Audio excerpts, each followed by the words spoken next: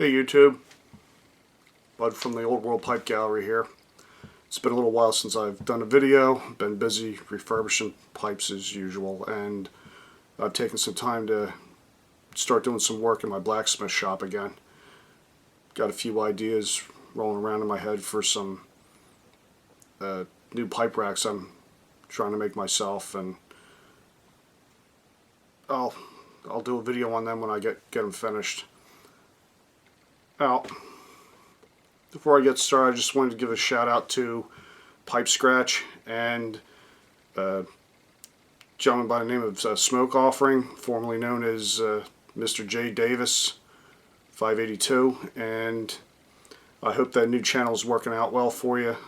Both of you guys had a lot of good things to say, some nice things to say about the work that I do and the videos, and it's appreciated. Still learning the etiquette here on YouTube, but like a lot of you, my Jake Hakert here with me. I got it back in July for treating myself to a little birthday gift. Drove out to Lebanon, Pennsylvania. Nice little shop called Thor Pipe Shop, right there in downtown Lebanon. Great little shop. The owner, Mel, he's a great guy. Can't say enough about him. And definitely best pipe I've ever had so far. It smokes just as well as my 7LE or my Ben Wade's. And I love buying American whenever I can.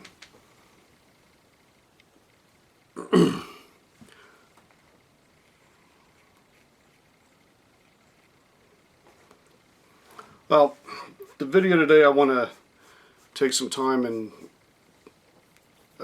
show I have a group of metal pipes I'd like to show you. There are different manufacturers. 3 are from the US, 1's supposedly from Canada. I couldn't get too much information on it.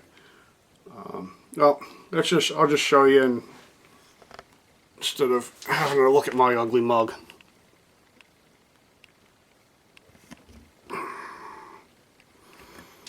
Okay, this first one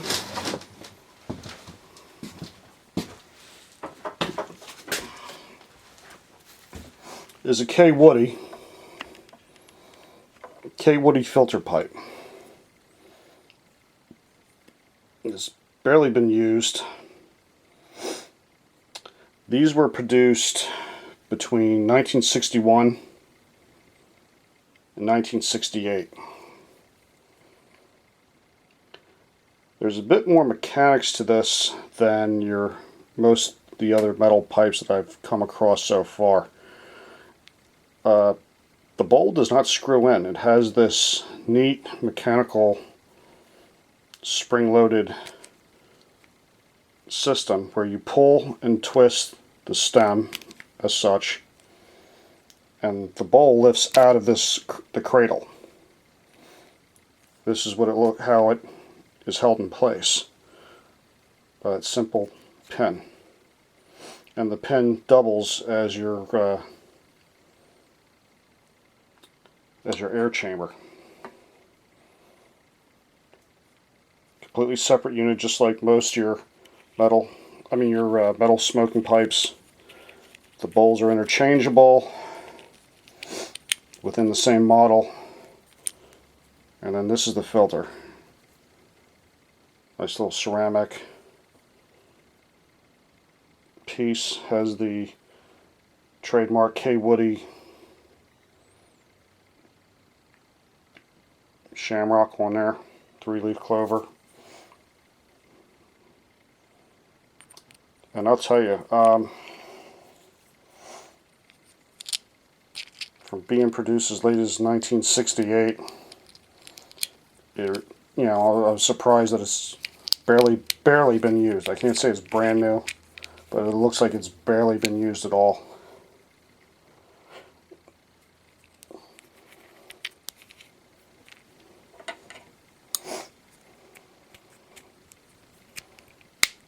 I think is a really neat looking piece. Really nice piece of engineering.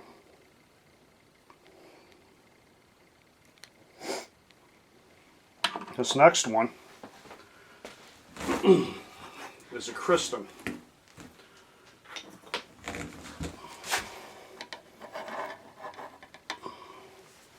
Now the Kirstans are pretty interesting. They're still being produced, American company, and Pipescratch had quite a bit of information on it, along with some other websites that I found. Apparently, this here would be categorized in the first generation group. There's no O-rings to hold the seals or anything. Everything was made manufactured that tightly back then. On the one side, it says Kirstan on it. And then on the bottom, it has Pats and Pats penned with the letter S on it. I don't know if this light's helping me out here or not. Apparently it might have been. Now, anyway, just like most of these other pipes, the bowl is completely interchangeable, and it's got this neat stinger on the inside of it. Apparently during World War II these were changed out to glass, apparently. This one here, part of the first generation, as the category goes, was more than likely, can't be 100% positive, but more than likely produced between 1938 to 1958. The S standing for the word standard. And there's an article on Pipepedia. I believe the gentleman that wrote it, his name is Dave Whitney, if I remember correctly. Pretty involved article. Pretty interesting pipe. This front piece, I'll call it an end cap, comes off, and basically you clean the inside of it just like you would like a rifle barrel. And again, there's no O-rings or seals. Everything's just that specific as far as things fitting together. No need for that kind of stuff. The next pipe is a Dr. Grabow VIKING. Looks a lot like the Falcons.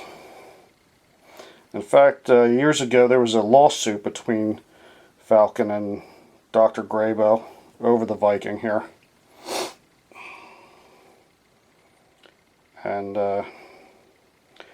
the patent for this particular one with these vanes, from what I understand, the patent was done in 1956,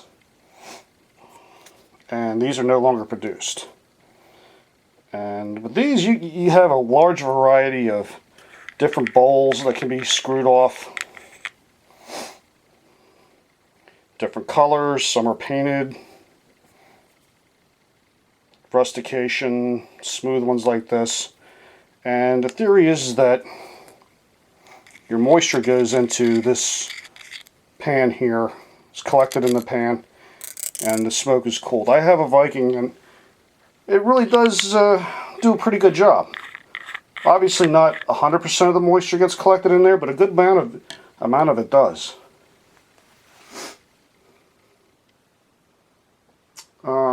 The Falcons, apparently they have like a 3-thread system for the bowls, where the Viking has a 1-thread system.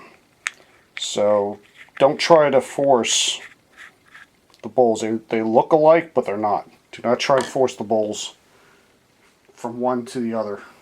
unless it's the same brand.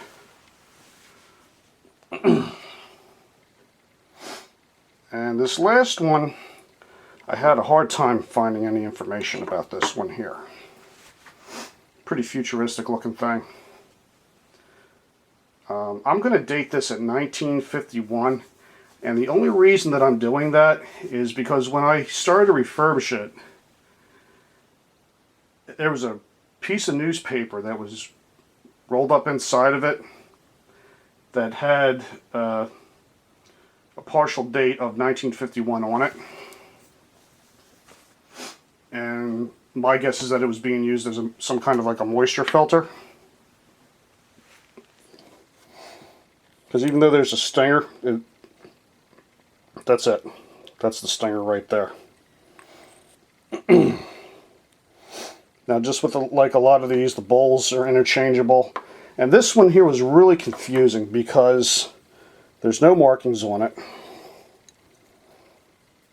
But I was fortunate enough to find some information on this. And what I found was that it's produced by a company called Green Witch House.